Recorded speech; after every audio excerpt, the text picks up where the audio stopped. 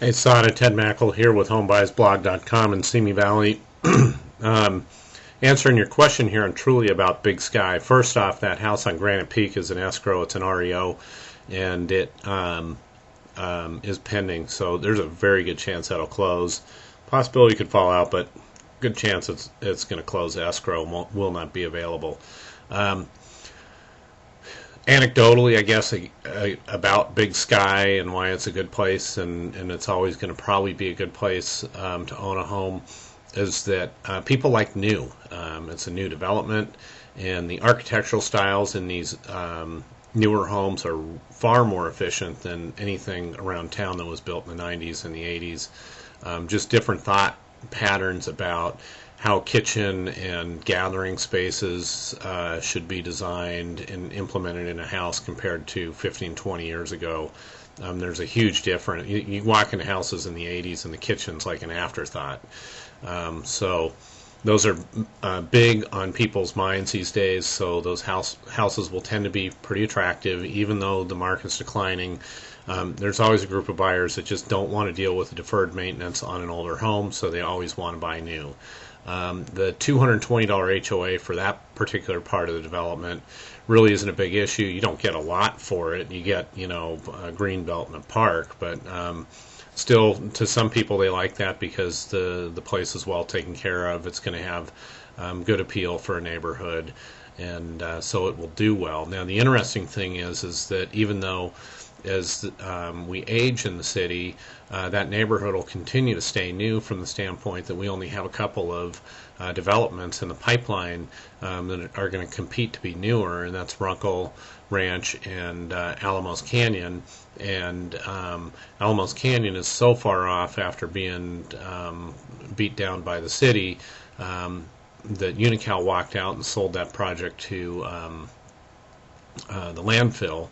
And so now the landfill's got it, and depending on what Waste Management puts together for that project, we're not sure what's going to happen there for a while. Runkle Canyon on the other side has just been battling a issue with some environmental problems off of Rocketdyne above it.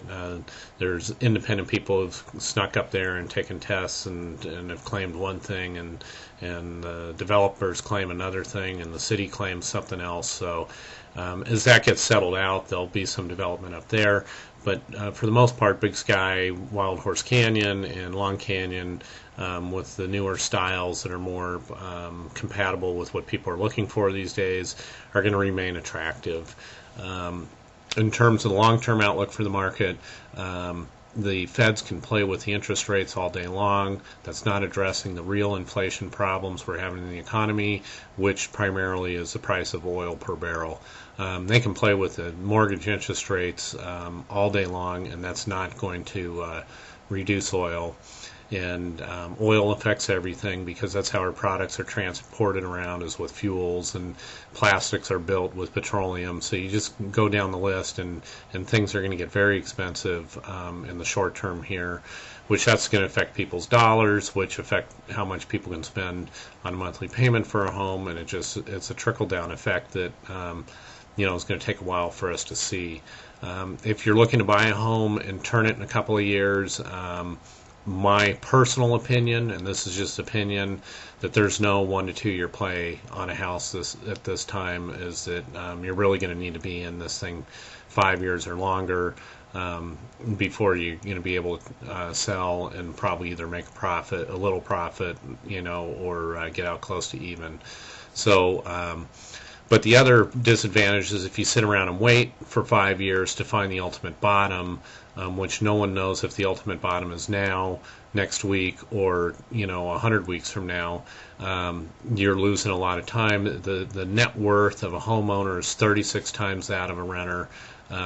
There's just enough data out there that waiting, if you're going to be in a property for long term anyway, is probably not the greatest decision. You lose many benefits of home ownership versus a renter. So find what you like and get out there and go get it. And come to my blog. I got plenty of market data that I put up all the time. I put up different numbers to look at it from all different ways. And I've got a lot of community information if you need to know things about Simi Valley. It's all free, no obligation for you to use. And like I tell everyone, whether you agree or disagree with my post here, put your opinions down on the comments section, either on YouTube or Trulia or even over at homebuyasblog.com. Have a great day.